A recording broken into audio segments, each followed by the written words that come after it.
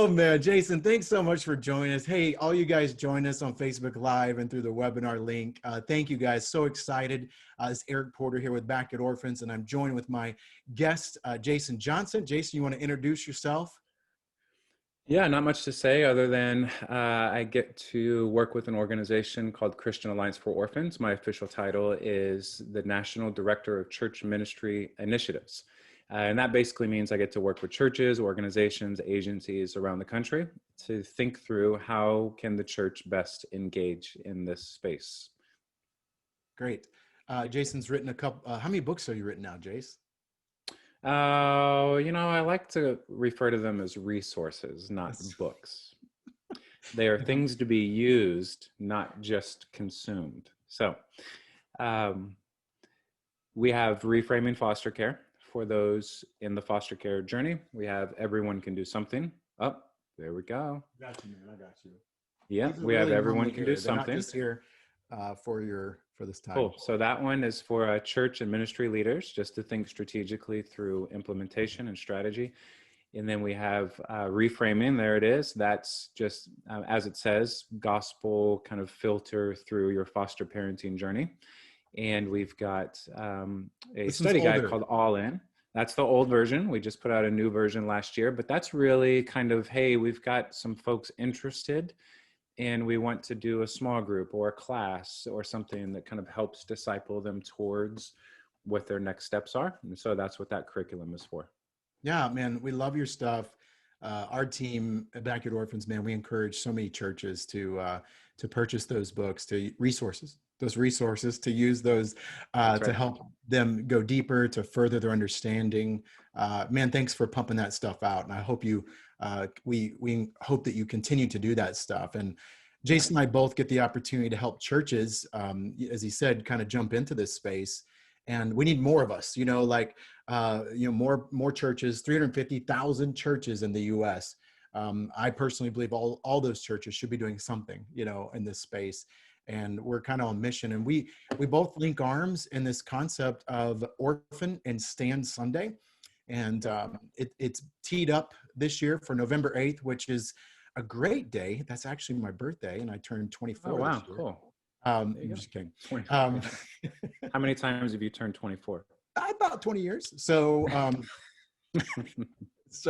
it's a great day for many reasons. And there's going to be thousands of churches around the world who will be participating in doing something for this cause of the orphan or the child that's in foster care or that needs adopted.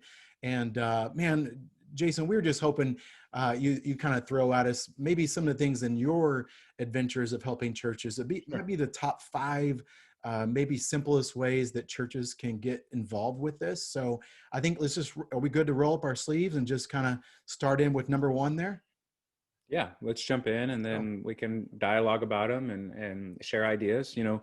I think number 1, the most kind of maybe one of the highest level, this would be awesome, is to preach a sermon about God's heart for the vulnerable. And that's not always the simplest, but it's still a legitimate opportunity. And so the way that I see it is this, it's an opportunity to stand in front of your congregation and cast as broad of a net as you possibly can. And then begin to slowly pull that net in and see who God catches up. And so the broad net is, we're going to preach on God's heart for the vulnerable. And we're going to preach the gospel, and we're going to communicate that we believe everyone in our church has the ability to do something. We're not all called to do the same things, but we're all capable of doing something. And there's varying levels of what that something might look like for people. But hey, we're going to start kind of pulling you in and inviting you to learn more. And so we're going to see who God catches up in that net. And so I would say number 1, if the opportunity presents itself in the day and age we live in now, either in person or virtually, or probably both and, then do it, right? And I find that for many pastors, this is obviously something theological they believe in, that we are called to care for the vulnerable. They also understand that there's vulnerable children and families out there. One of the hesitations pastors, preachers often face is kind of the experiential side. We believe it theologically, We understand it conceptually, but experientially, I, it's not something I've personally walked through in terms of foster care or adoption. And so I find that it's not so much pastors are unwilling to really preach on this with confidence. It's just that sometimes they feel like maybe I don't have the right words. I don't know how to really articulate it the way that it needs to be. And so we would just encourage you, there's so many good resources out there for you that you can tap into, and people that you can connect with that can help you kind of feel the confidence that you might want to feel stepping up in front of your people. And another big hang up, and maybe Eric, you've come across this, is how can I call my people to do something that I'm not myself doing? That's a good Right. one. And so I don't know, what would you say to that? How can I tell people in my church to foster when I'm not fostering, right? Like, I would say this, and I'd be interested to hear your interactions on this, is, there's a lot of things that as leaders we suggest people should do that we ourselves aren't doing, right? And I think that's one of the cool things about this space is we're not all called to do the same thing, right? And so we want to be faithful to what God's called us to do. And especially as a preacher, one of the unique positions is God's called me to proclaim the truth of God in all of its ways. And then for me as an individual to find the particular ways that he's inviting me to be obedient to that. And it might look different than someone else, just like the people in our church. It might look different the ways that they engage. So thoughts on that, just the sermon, we're going to go all out and preach a sermon. Yeah, I love that. And I think if people have questions about each of these points, just to remind everybody, whether they do this on the social media platform or the webinar, post some questions. Our team is in the back end watching. We'll have some time at the end to do some questions. Because I could see one of them, like, what are some go-to texts that you would recommend, Yep. in the sermon? Cool. As far as like, that intimidation factor, or where a pastor would think, oh man, how can I ask somebody to do something I'm not doing? And I that is an obvious question, for pastors, and we run into it with our team. And I know leadership is, we can't ask somebody to do something, and I've heard the finish of that phrase is that I haven't done myself, or that I'm not doing myself. And that's great in the purest form. But I've kind of said it more like, I don't want to ask somebody to do something I'm not willing to do, or even just get into the space. I think the conversation is, we're in the space. For example, take missions as another example. As pastors, you and I both served in local churches there for many years, and we would encourage someone to be open to God's call to be a missionary in another country. That didn't keep me. That doesn't mean I'm called to do that, but I'm supposed to provide an opportunity for that space of global missions. And I think it's the same thing for orphan care. It's like, let's make sure we're providing the space of this. And so, we just, you can get into level 1, which is maybe the concrete services, level 2, the discipleship, or 3, where you're actually bringing someone in your home. And I think if there was a level 0 at the top, it's pastors and leadership providing the ministry of the word of God, and opportunity from the pulpit there. And I think that's so huge. In fact, the church I used to attend, that's how they launched their foster adoption support ministry, 15 years ago. He was expository, going through James and chapter 1 and hit 27, and then just took Russell Moore's book, Adopted for Life, and unpacked that for the context of the church. And man, they've helped hundreds of kids over the years now, so I love this sermon idea. Great one. That's cool. Yeah. So I love it. Just as a pastor, you have the opportunity to cultivate an environment in which people can find their something and be empowered to take their next best steps. And again, we'd love in the comments or follow up. There's so many good resources out there in terms of how you can begin to formulate a message to your congregation that's accurate, that's compelling, that's gospel centered, and that really inspires people to move forward. Good. All right. So I'd say that's number 1, right? So we went for the big bang there at the beginning, preach a sermon. I would, let me say this. I don't think any of these are mutually exclusive. Like, you can do multiple of these, and I would actually suggest you need to do multiple of these in some capacity on Orphan Sunday or whenever you are kind of engaging this within your church. And so number 2, I would say, host a gathering. It doesn't necessarily mean you need to preach a sermon to host a gathering, but I would say if you preach a sermon, you also need to host a gathering. So you can host a gathering without a sermon. Don't preach a sermon without hosting a gathering. What do I mean by host a gathering? I mean, there's probably people in your church already involved in some capacity. And then here's what I found, Eric, and I know you have as well, is our churches have people in them who are privately and personally considering what this might look like for their family. There are conversations happening between husbands and wives, between singles and maybe their family and their community, and they're kind of privately considering, hey, maybe one day, like, we want to adopt, or one day we want to foster, one day we want to get involved. And that's a private conversation. And what you have the opportunity to do is host a gathering that acts as a safe place for them to come to begin to publicly process what has largely been a private conversation. So you've got a couple categories of people: those who are already involved, we're fostering, we've adopted, we've been there, done that, are doing it now. Hey, we want to get you in a room together, and we just want to encourage you and inspire you and connect you with other people. You know, one of the questions we ask churches a lot is, hey, when was the last time everyone in your church, as much as possible, who is fostering or adopting, or who has ever been in a room together, just them, like forming community and connections?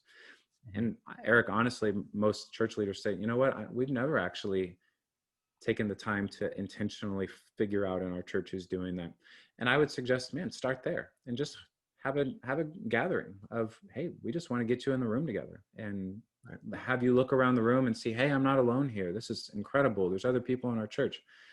And then for those who are considering, hey, the message to them is, hey, if this has ever been on your radar, if you've ever even remotely considered that God might have foster care, adoption, wrapping around families, children as part of your story in the future, we want to just begin to get to know you. And there's no bait and switch. It's not, you're going to show up at the gathering, at a meeting, and you're going to sign on the dotted line. It's not, no, we would love to walk with you through that journey and know who you are, connect you with other people who are at that same place. But also, here's a cool thing, is having people who have done it or are doing it in the room with people who are considering it is very powerful, because you now create these natural opportunities where you can say, hey, those of you who have been there, done that, would you be willing to just kind of,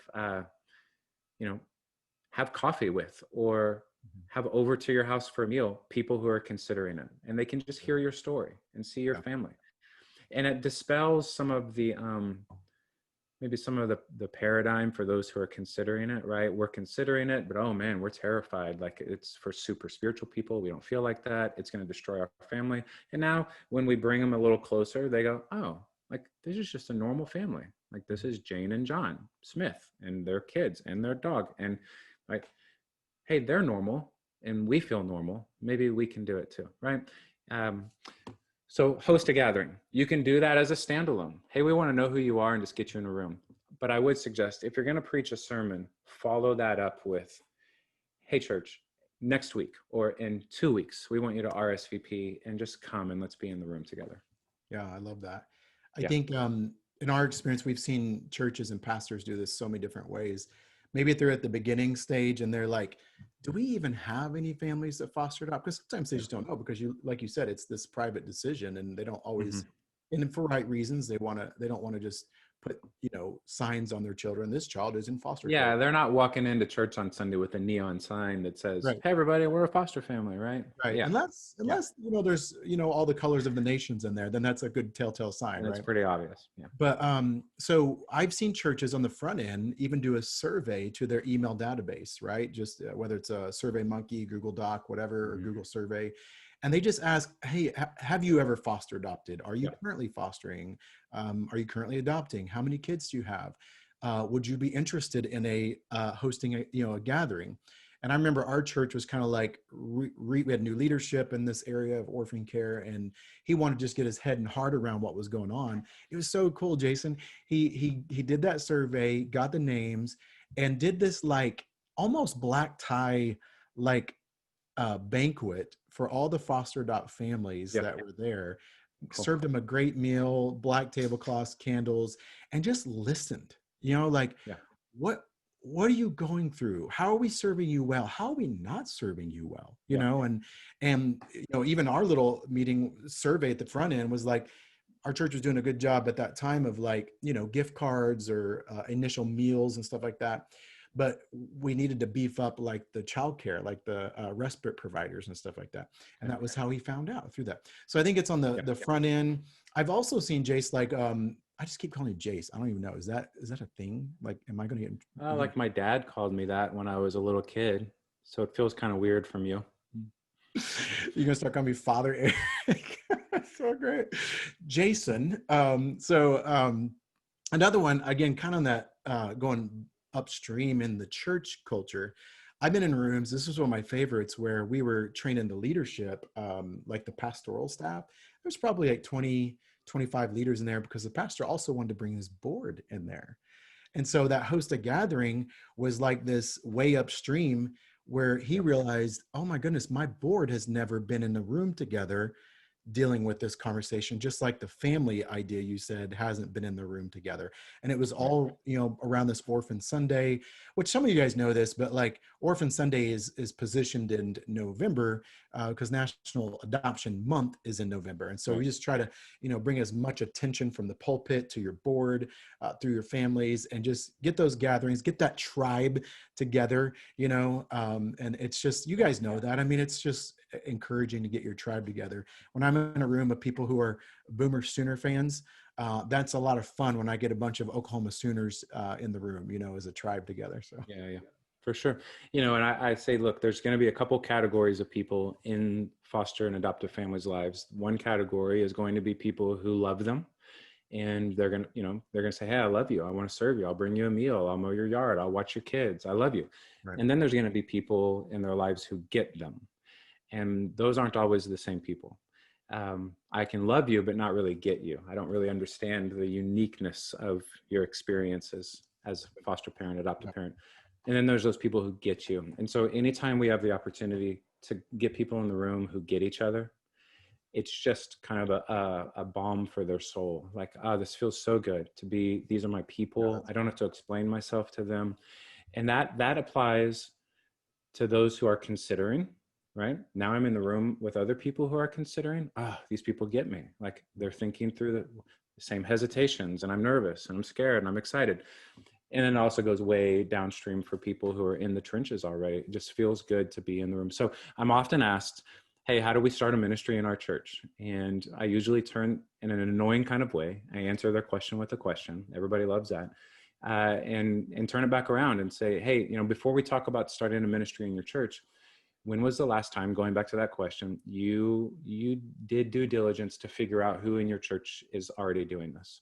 And I love it, right? That could be you could stand on stage and ask, you could have a survey, you could send out an email, like figure out if anyone in your church is already doing this, and even word it very carefully.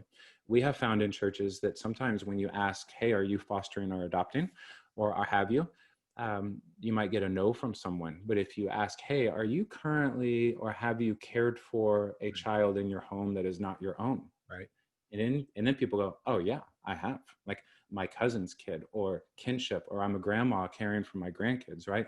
And then you begin to discover, wow, there are people who are caring for kids in their home that are not their own, that might not classify themselves as the traditional kind of foster or adopt, right? But we want to care for them. So before we start talking about building ministry, I really want us to talk about building community among people. And you said it, when we get them in the room and we say, hey, tell us about your journey, tell us about your experience, how can we serve you? We find ministry inevitably flows from community. Like, the more we know each other and the more we know each other's needs, the ministry of meeting each other's needs inevitably starts to flow, and then ministry starts to build. So host a gathering. The power of getting people in a room together cannot be overstated. Let me also say this. There may be churches watching that, you know, maybe they're 50, 80, 100 people, and you go, I mean, yeah, we could get them in a room together, but it might be like 3 people, right? And that can be awkward. What if one of them doesn't show up, or who knows, right? So I would suggest this. maybe it's an opportunity to do it in collaboration with some other churches that you're friends with, and Right. say, hey, we might only have a couple, and you might only have a couple, and you might only have a couple, but like we could all do it together, and we'd have critical mass, and people would feel real encouraged being in the room together, not just with people from their church, but also from people in their community, right? Because Right. the foster care and adoption community transcends any one church. Like it's a big community. Right. And frankly, there's times when we get together and we say, I don't care what church you go to. Like, I just need to be in the room with you, right? We need to know each other, and we need to be in community with each other. So even think in those terms as well. Your church doesn't have to bear the sole responsibility to do everything, right? It might be the case that the most efficient way is, hey, rather than all of our churches doing our own but same things, what if some of our churches started to do some things together? So, um, Can I give you preach a the, sermon. can I Yeah, give you go the ahead. male perspective? I just thought of one more little thing, and then I want you to throw us to Yeah. number three. But I'll never forget, Jason. This was probably like 8 or 9 years ago, when our church that we were at in Missouri, they did this host a gathering at a local restaurant. Somehow they got it like at the right time, and they had friendship Cool. partnership with them. And I'm sitting in the room, and I'm like, there's like no agenda. There's like no like, all right, you get a free gift, and all right, everybody talk about this question, and two truths and a lie. There was nothing like strategy like that. And I was like getting a little antsy because I like a plan and I like a strategy and stuff. And I was like, I looked at my wife and I was like, babe, what's the point to this? And she goes, babe, it's just people are in going through foster adoption. They need to feel normal. She goes, Right. if you remember, she goes, when I became a new mom, she's like, I didn't know all these issues I was dealing with, or this situation or that situation. I didn't know what was normal or what I need to go see a doctor about, and so these conversations just help them to feel normal. And I was like, Yep. oh, like fellowship. They're just fellowshipping. And so I had to put some biblical word on it to make it make Yeah. sense in my head. Okay, it makes Yeah, sense now. Yeah. Yeah. it's totally great. And that's it, man. I mean, when you get in the room with people who get you, you remember, okay, my struggles, my fears, my joys, my concerns, my wins, my quote losses. Like, when I live in a vacuum on my own, I feel like they're all unique to me and I'm doing something wrong. And then I get around other people and I go, oh, okay, these are normal experiences. Good. And it brings this shared sense of experience together. And you're right. And so I just can't overstate the power of getting people in the room together. So number one, preach a for a while. That was good. Yeah. yeah. Number one, preach a sermon. Number two, host a gathering. Again, I would say, if you're going to preach a sermon, we don't want to preach sermons and then, okay, have a nice rest of the Sunday. Good luck figuring it out. No, we want to preach a sermon and say, hey, next week or in 2 weeks, sign up. We're going to have a gathering and we're going to get in the room together. But you can host a gathering without doing that. Okay. Number three, pray. I don't think any movement of God has ever occurred outside of building a foundation of prayer and just begging God to do what only God can do. And so a few suggestions on how we can pray. We can pray for kids in our community. Sometimes even by name. Like, you can find out the names of kids who are waiting to be adopted. Parental rights have been terminated and they are just waiting. And oftentimes these kids are old enough. Most of the time, these kids are older. And so they're fully aware of what's going on. They're fully aware. I'm getting older. People don't like adopting older kids. And I'm headed down this trajectory where I'm going to age out and be alone. They're fully aware of that. And these kids have names, and you can pray for them by name. You can pray for the number of kids in care in your community. You can pray for kids around the world, but pray for these kids. And pray in such a way that it's not like our typical prayers, like, hey, I'll pray. Hey, you have a need. I'll pray that your need is met, right? Instead, hey, you have a need. I'll pray for you, and I'll pray for wisdom on how I can help meet that need, right? The old example of somebody comes up to you,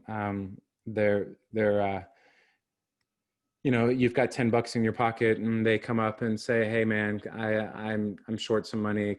I need $10. And our response is, oh, I'll pray for you. I'll pray that God will provide that for you. And God's going, dude, the money is in your own pot. Like, what?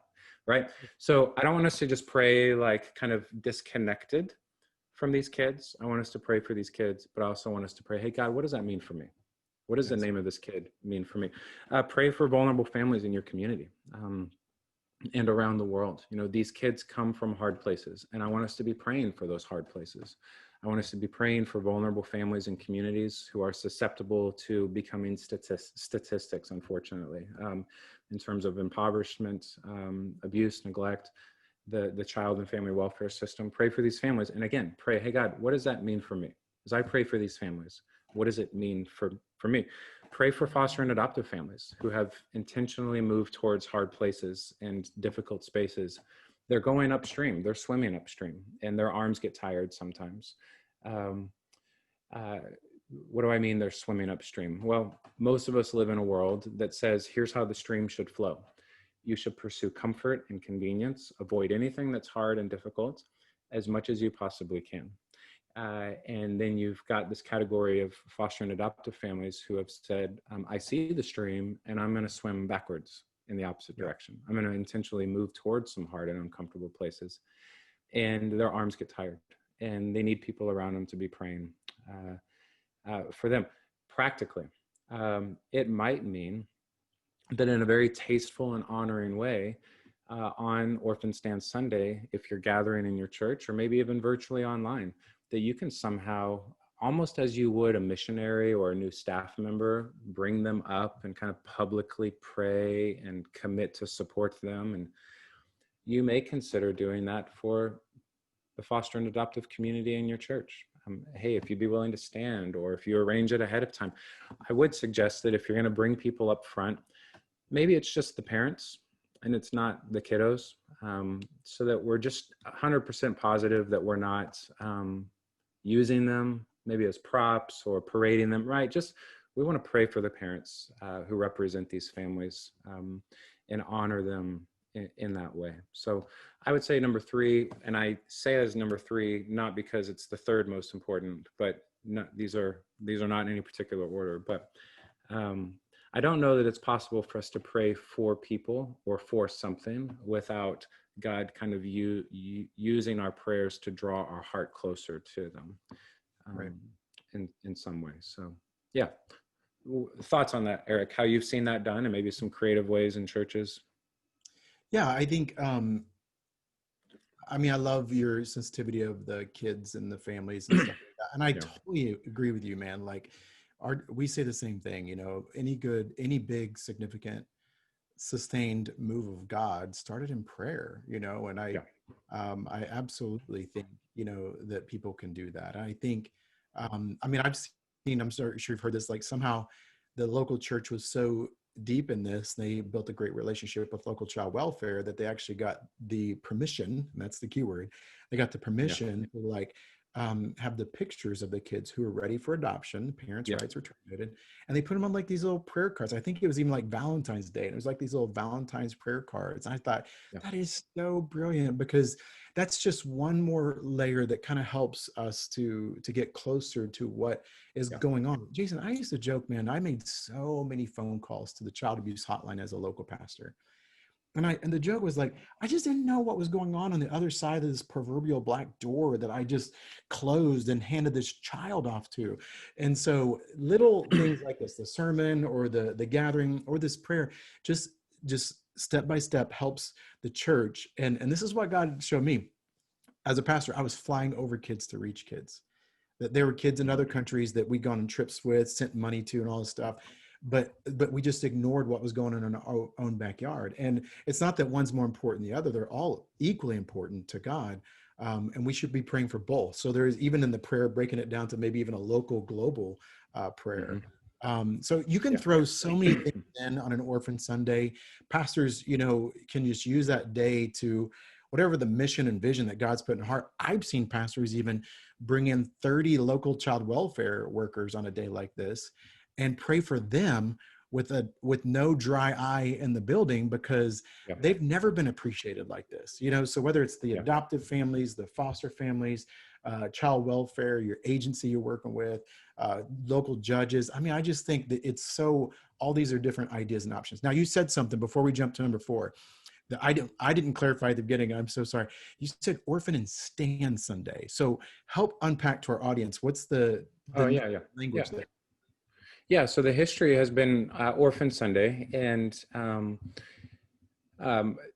in the last couple of years, there has been a significant movement towards churches engaging in foster care, which we're thrilled about. And some of the dynamics of the language that's often used in the foster care space is such that the word orphan in some environments is not the preferred choice of words for kids who are represented in the foster care system. And so there's a long story behind it, but a beautiful one, where a pastor several years ago stood in front of his congregation on behalf of kids in the foster care system and said, "Who's going to stand with me? Who's going to stand with me?" And one by one, these people began to stand and said, "I'm with you, I'm with you." And they effectively flipped the script in their community, meaning they moved from kids waiting for homes to families waiting for kids. And that's what we want to see, more than enough families waiting for kids. And so from that has been drawn out this idea of Stand Sunday. And so a lot of churches that maybe are more foster care focused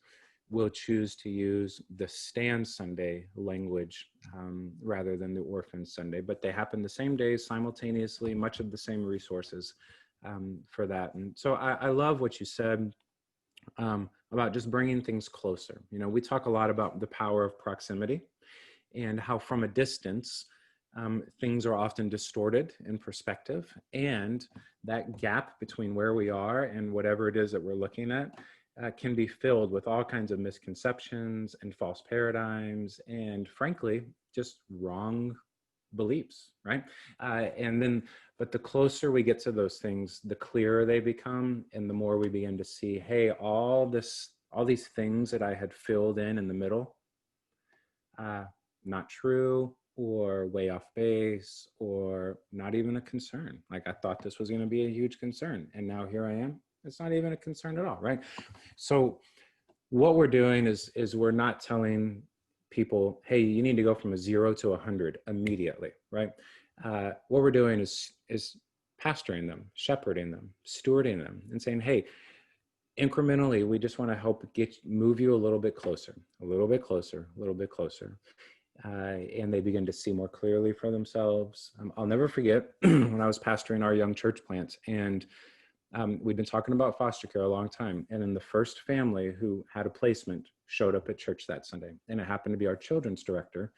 And her husband walked into church with a beautiful little girl. And it was like the Red Sea split, right? Like, it was like time paused and everyone in the lobby just kind of stopped and stared, like, what is this going on in front of us, right?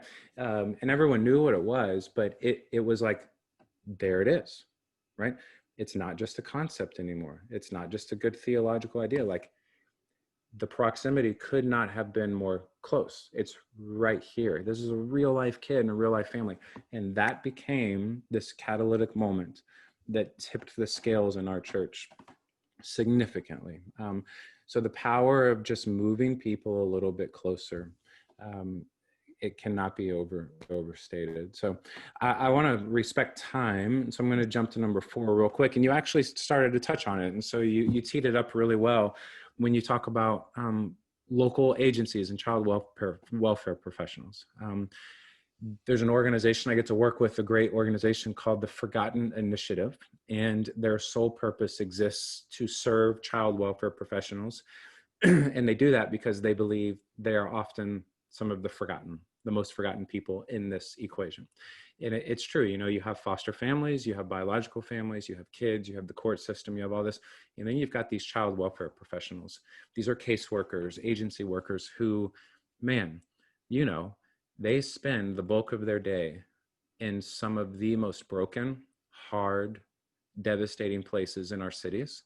And then they have to go home at night emotionally healthy, spiritually healthy, and to their own families, like, and sleep well. I don't know how they do it. But what I do know is that none of them go into it for the money. Right. And they go into it for the cause. They believe in it. They're passionate about it. and we have an army of people around the country who are stepping into child welfare because they're passionate about it, and it's hard. It's I don't know how a human can do it. It's work that only a machine can do, that has no emotion, no feelings, no sensitivity, none of that. And I want to make sure that our churches aren't forgetting them, right? And so how do we do that? And you hit the nail on the head. Like, let's be praying for them. Let's invite them into our church and say, how can we want to love you and we want to pray for you, and we see you, we see what you're doing, and we value it, and we believe it's worth it. I would even suggest maybe on Orphan Sunday or Stand Sunday that you can mobilize a group of people to go and serve in a local child welfare office or an agency. And that could mean, hey, we're going to go fix up a room at the local child welfare office where biological families get to do visits with their kiddos, right? Rather than it being kind of this cold, sterile, cinder block, way outdated, gross room. Like, we're going to fix it up. It's going to be nice, right, for these families to connect. Maybe you can commit. We're going to take donuts once a week, or Chick-fil-A once a week. Like, who doesn't like Chick-fil-A, right? I'm sorry if you're watching this and you live in a part of the world like Canada where there's no Chick-fil-A's, but I feel bad for you for a number of reasons. But Or the Popeye thing. I don't understand that, so. Yeah, like, I don't even want to have that conversation. But, like, hey, say, we're here for you, and we see you, and we want to bless you, and we want to honor you, and we want to support you in your soul and in your body with good food, and just bless you, right? And here's my disclaimer to that is, don't use them as a service project. Don't say, hey, we're gonna come and bring you Chick-fil-A once. We're gonna commit that we're with you. We're gonna bring you Chick-fil-A once, and then we're never gonna come back, right? Don't do that, right? Like, maintain a consistent presence in their lives, in their work, and in what they do, and pray for them. And so I would say a local agency, a foster care agency, find ways that you can serve them and serve for them, right? And so let me also make this disclaimer. Don't go in and tell them what you want to do. Ask them what they need you to do. Yes. I'm going to use this example, and I'm not beating it up. It's a good thing in a lot of cases. In a lot of cases, it's not. Okay. I have seen multiple times, I know you have as well, churches organize backpack drives in the summer for kids in foster care, and they show up at agencies or child welfare offices with like 200 full backpacks, and they say, here you go, we felt really good about doing this for you. We feel so good about ourselves doing this for you. And what the agency or child welfare office doesn't have the guts to tell them is, we don't need this. We actually still have 100 backpacks left over in the closet from last year when another church did this for us and we didn't need it, right? So we're not in the business as the church of doing things that we want to do just so that we feel good about doing them. We are in the business of sitting down with these people and saying, hey, we want to be an asset to you. And so how can we do that best? We want to serve you the way that you need to be served.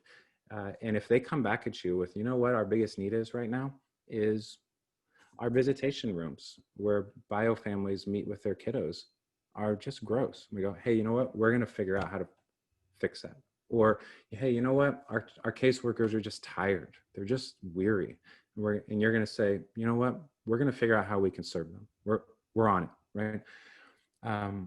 So anyway, I'll stop. I'm getting a little angsty here, but I think you get the point. So I know you've experienced this as well, Eric, but thoughts on that? Yeah, I just think, Jason and I live in Texas, and this applies for any state, but I think we're talking basic foundational faith, just showing kindness, Yeah. And then if you're called to, as a local church, you're reaching out to your Jerusalem, which is your backyard right there. And in your backyard are all these warriors who are on the front lines, as Jason said. And so we have 12,000, maybe 13,000 child welfare workers in the state of Texas. That number blows my mind, right? And almost all of them are overworked and underpaid. And we keep trying to raise their salary, anyway. So the church has such an opportunity language I say is be Jesus with skin on, and just go up there and give a cup of cold water, so to speak. You know, I think about when we teach and preach on our side, James 1:27, it says, take care of orphans and widows in their distress. And, you know, we kind of magnify the verse, not just the primary definition, but the principle is we don't believe God wants anybody to feel orphaned. And that includes the child welfare workers. And so the principle of, like Jason's saying, is that, like, the stress, not what we think their distress is, but what really is the distress that they're feeling, and meet that need. I've heard those stories too, man. We had like 500 bicycles donated in DFW a few years ago because somebody, and here's my favorite, well, God told me. It's like, maybe God could tell you to go find out what the need is, and you meet that need, you know? So let's go to number 5, Jason. Good job. I like it. That's good. Good. So on that, you know, maybe it's provide an opportunity on Orphan Sunday to mobilize a group to say, we're going to go love on this group of people who are sometimes forgotten. And then number 5, this is a little kind of twist on things, but you actually touched on it earlier as well, Eric, when you talked about just the church leadership, like the 25, you know, we got the board was in the room, and like all of our our leaders are in the room. And there's so much power behind that, because, hey, we want everyone on staff at our church and in leadership in our church to be hearing this language, hearing this vision, and then thinking through, how does that apply to the area of ministry that I oversee? Like, we just want everybody on the same page. And so number 5 for me actually is less about what we're doing for our whole congregation and more about what we're doing as leadership. And so I would say use this as an opportunity leading up to Orphan and Stand Sunday, to plan, to put together a plan. And you've got a couple opportunities. Let's put together a plan for how we're going to use Orphan and Stand Sunday, not just as an event, but as a resource. It's not just going to be a one-time event. We're going to use it as a resource or as a hinge, that there's going to be some things we do on the front end that kind of begin to cultivate and put some pieces together. Orphan and Stand Sunday is going to act as the hinge that opens the door to some things to follow. Informational meeting, gathering, social gathering, whatever. And, you know, you've got some tricky stuff. So I would say plan for the last 2 months of the year. And you go, you mean the 2 months that have Thanksgiving and Christmas in it? And I say, yeah. So here's my suggestion, and we've seen it work well over and over and over and over again. Orphan Sunday, Stand Sunday, beginning of November. Do a gathering a few weeks later, like early December, before the Christmas, you know, before Christmas really comes on full force. You've gotten through Thanksgiving, early December, do some kind of a gathering, or go and serve the local child welfare office, or whatever it is you're going to do. And then you've got another month until January. You get through Christmas, and you kind of now we're in our rhythm, right? We're hitting the new year. We're going to put some things in place. We're going to start a small group for people who are considering. We're going to start a support group for those who are already involved. We're going to start planning towards Foster Care Awareness Month in May as kind of another Orphan Sunday kind of event, where it's going to be kind of big top down. We're going to preach on it, mobilize people, right? Start to put a plan together among your team. And put some leadership in place. It's like, who's going to be the primary point person on this, and what kind of support do they need around them? And let's make sure we're all on the same page. I will never forget, early on in my church planting journey, I was in Austin visiting the church that really helped us plant, and I was at one of their prayer services on a Wednesday night or Tuesday night. And there were several hundred people there, and I'm out in the audience, and I'm in a small group of people.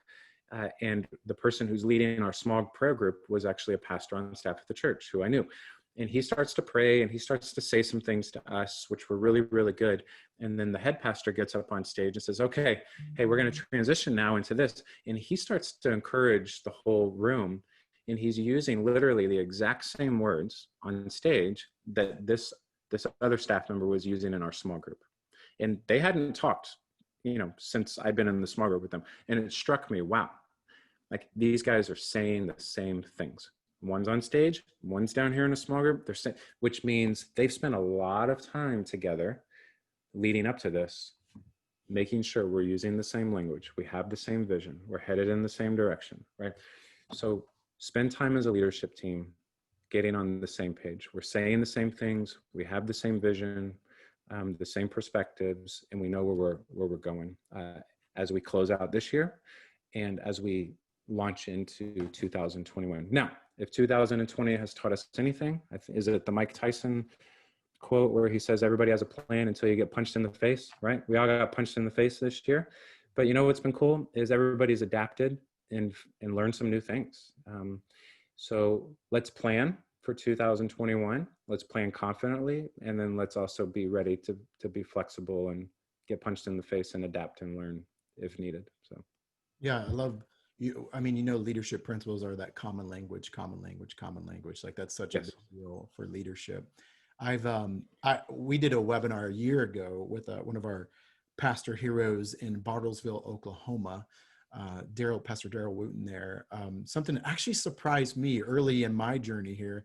He had, been a foster adopt dad, and God had just gripped his heart, the scripture, the books, all that stuff.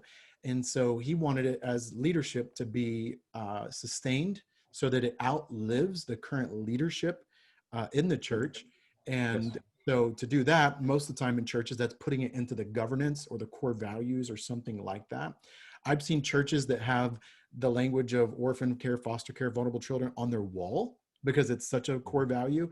And this pastor, he actually made it to be a church member, not salvation, not like, the cardinal stuff, but just like a church member to be voting, you need to foster, adopt, or support. And I was like, what? Like, that was the craziest thing I'd ever seen. But I yeah, get that's it. a lot. Like, I mean, when you see it in the Bible, like, this is what God called us to do. What Jesus was told us over and over. This is who we're supposed to take care of, the vulnerable here, the hurting. But I think a statement like that makes it outlive the current leadership that's at the table right now. I think the other thing, Jason was talking about Stand Sunday, and Bishop Aaron Blake was the guy who he was referring to there. And some of we had him on a webinar a couple months ago, and he's been a dear mentor to me, and I had the honor of serving underneath him for 5 years and saw some of that stuff playing out. But one of the things Bishop would always say, he's like, if leadership in a church doesn't have foster care, orphan care, vulnerable children in their budget and their calendar, it doesn't exist. And I was like, yeah, I guess that makes sense. It's same thing applies to me as a person. If I don't have this subject in my own personal budget and calendar, then it's not a priority, So I love the leadership thing. So thank Jason. These are great. I love it, and I do agree. Like, we've been punched in the face, and I've been watching churches pivot, audible, and change things. Even as your host at Gathering number 2, I've seen them. In fact, this Sunday I'll be preaching at a church in Pittsburgh, Pennsylvania. And instead of meeting in person for that host a gathering, they're going virtual. And so, listen, we got technology, we can do that stuff. Let's pivot. I'm going to look at my team here and see if we have any questions for you and I to answer here. I know some were on Facebook, some were joining in the chat. Let me look at our chat here. Okay. We have a fairly quiet attendee here. So Wait, while we do that, let me just yeah, go point ahead. people to orphansunday.com or orphansunday.org, and you'll find all kinds of resources. The theme this year is Be the Light. And so the idea is, we're not all called to do the same thing, but we're all capable of doing something. Each of us has the capacity to be the light in a variety of different ways. And so you can check out all kinds of resources there. There's a toolkit actually that's very thorough that can help you figure out what this might look like for you to be the light. Yeah, that's great. I was clicking around on there yesterday, and there's always great videos, great graphics for all of us to post on our social media using your services. One of my favorites was a little coffee cozy, they used to do. I think they still do it, and churches would put that on just to get attention out there. So I've been a part of small Orphan Sundays and large ones. And I think the point that we're all saying today is just do something, just find something that fits your cultural, your church. There's still time. It's September. We did this on purpose so that we can generate some thoughts and ideas to do and get on the calendar for 2020, whether you're virtual or in person. I believe there's an opportunity there to do something. And as Jason said, 2021, let's get some plans and strategies, get it in our budget, get it in our calendar, get it into our DNA of our church there. So we're going to post some of these links that Jason's referring to on here. We can further the discussion on there after we're done here. I'm looking at my notes. Jason, any final thoughts or statements before we close it out here?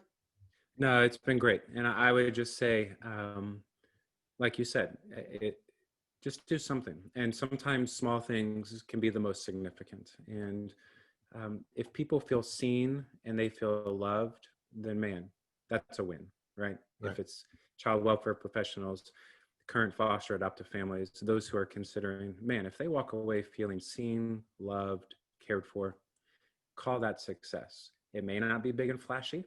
You may not make the newspaper, but so what? If people feel loved and shepherded and cared for, then that's a win.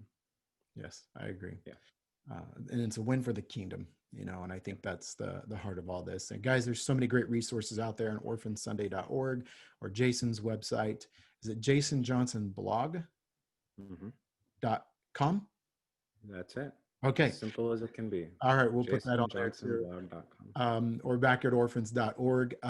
If you reach out to us, we do have a top 10 things churches can do to get involved in orphan care. So it's just broad, and those can be applied to Orphan Sunday.